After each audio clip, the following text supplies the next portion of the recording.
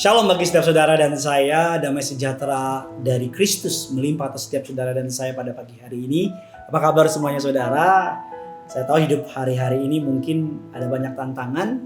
Saya tahu bahkan mungkin saudara sedang menghadapi tantangan yang tidak mudah, atau mungkin saudara sedang berada dalam sebuah pressure yang mungkin membuat saudara menjadi cemas, takut dan khawatir. Tapi tinggalkan sesaat, berlari sama Tuhan, isi dengan firman, masuk dalam penyembahannya. Maka saya percaya ketika engkau kembali dari hadirat Allah dan melihat masalahmu, sudut pandangmu pasti berbeda, kekuatanmu pasti berbeda, bahkan hikmatmu juga pasti berbeda. Mari saudara, jangan terfokus sama masalah, tapi terfokus kepada Tuhan. Karena Tuhan mau kita melihat Dia. Karena ketika kita berfokus kepada Dia, maka masalah kita dengan sendirinya pasti akan berlalu.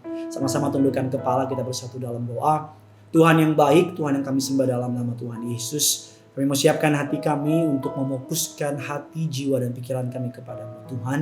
Satu hal yang kami percaya ketika kami memperhatikan Tuhan, fokus sama Tuhan, percaya kepada firman-Mu dan melakukan kehendak-Mu, maka tidak ada masalah yang terlalu besar yang tidak dapat kami lewati, tidak ada musuh yang terlalu hebat yang tidak dapat kami kalahkan, karena kekuatan kami terletak dari Engkau, terletak dari hubungan kami sama Engkau. Kami mau dengar firman Tuhan. Pakai hamba-Mu untuk boleh menjadi seorang berkat. Tidak bibir perkataannya diurapi dari surga. Setiap kata kalimat yang keluar, nama Yesus saja dipermuliakan. Di dalam nama Tuhan Yesus, kami berdoa siapapun yang menyaksikan, mereka semuanya diberkati Tuhan.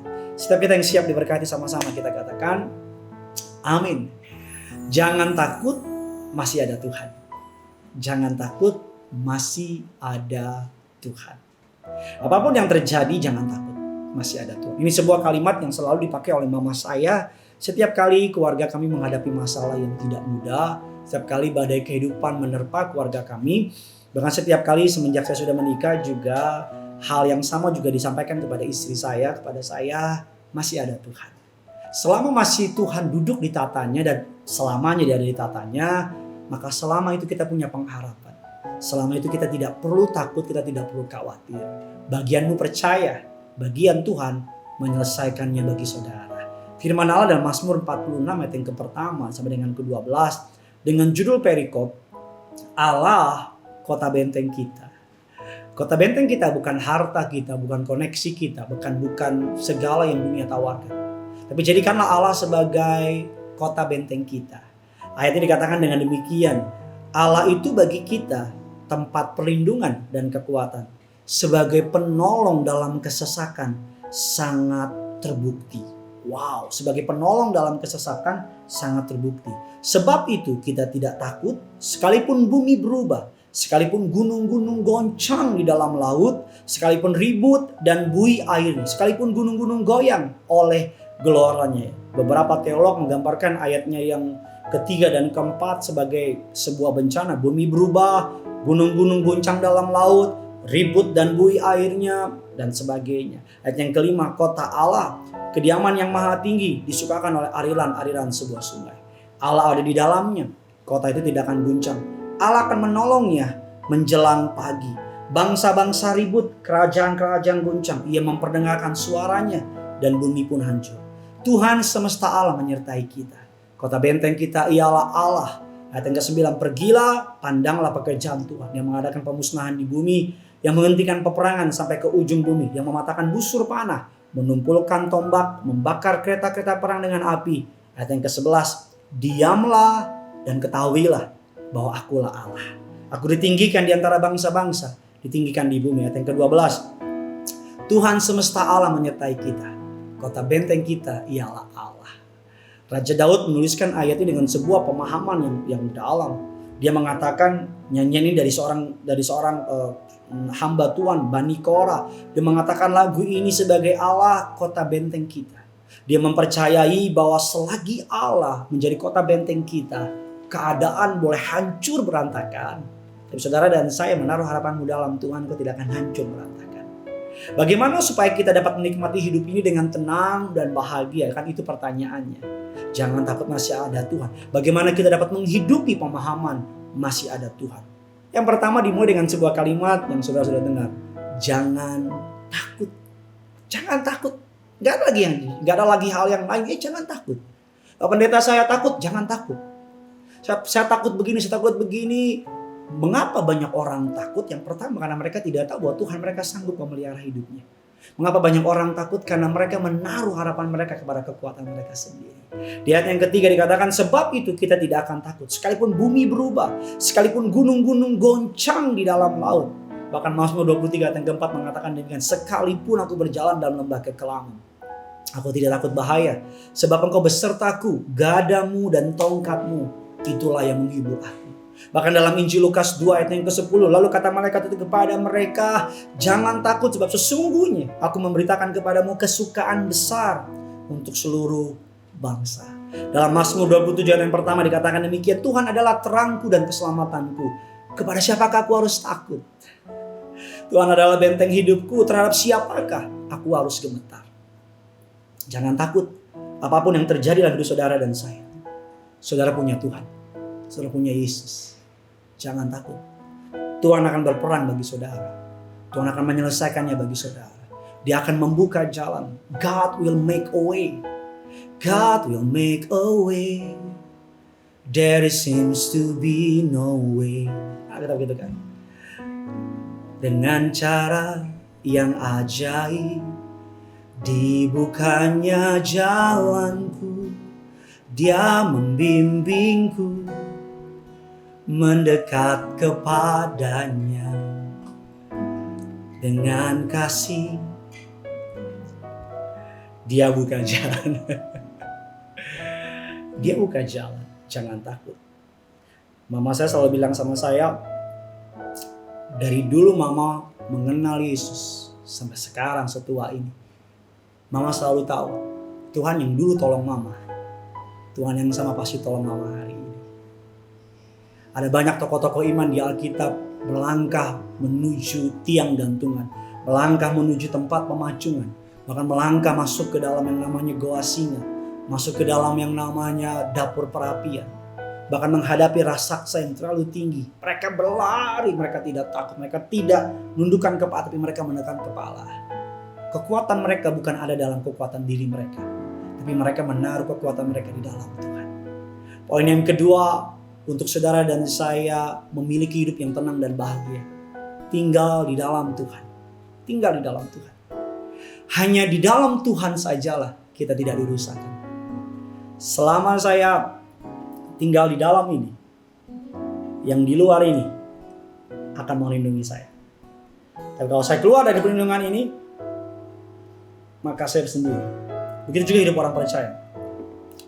Tinggal di dalam Tuhan.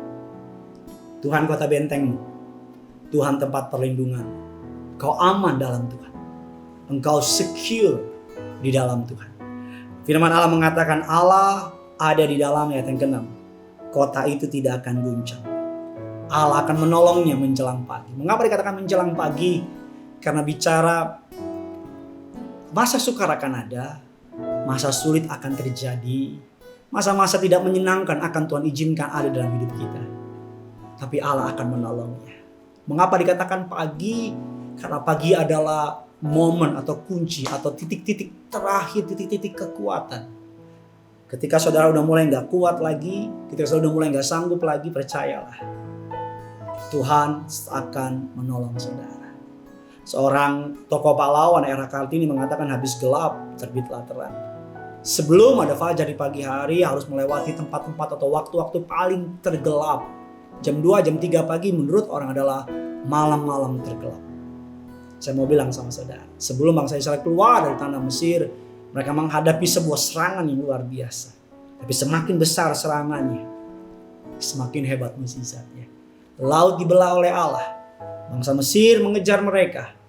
Dan ketika ketika musuh mendekat kepada, mengapa Allah tidak menstop Mesir di ujung laut? Mengapa Allah tidak menstop Mesir ketika masih di Mesir pasukan? Tapi mengapa Allah mengizinkan pasukan Mesir mengejar? Bahkan ketika udah hampir mendekat, baru Allah tolong. Karena Allah ingin menunjukkan sama saudara. Allah ingin mendemonstrasikan kuasanya. Allah ingin menunjukkan kuasa. Tidak ada Allah yang sama seperti dia. Agar ketika bangsa Israel melihat Allah yang tolong mereka dulu di tanah Mesir, Allah juga yang setia menolong mereka. Dan seluruh orang Mesir habis oleh lautan dan mereka bersuka cita. Allah ada di dalamnya, kota itu tidak akan guncang. Yesus ada dalam saudara, saudara tidak akan pernah diguncang. Yang ketiga, yang terakhir, ayat yang ke-11, diamlah dan ketahuilah bahwa akulah Tuhan Allah. Aku ditinggikan di antara bangsa-bangsa, ditinggikan di bumi. Bilang kiri kanan saudara, diam dan tenang. Kadang-kadang kita terlalu banyak mulut. Kadang-kadang kita terlalu banyak omong, sehingga kita gak bisa lihat musisat. Diam dan tenang. Diam dan tenang. Maka musisat akan diberikan kepada saudara. Jangan lupa tulis kolom komentar di bawah apa yang sedang kau takuti, apa yang sedang kau doakan. Biar kita sama-sama para penonton kerinduanku bisa sama-sama berdoa bagi saudara dan boleh memberikan kekuatan bagi saudara.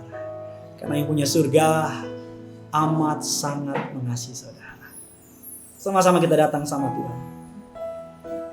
Haleluya. Sebuah lagu yang saya kenal dari masa kecil saya dan memberkati saya sampai hari ini. Haleluya Tuhan.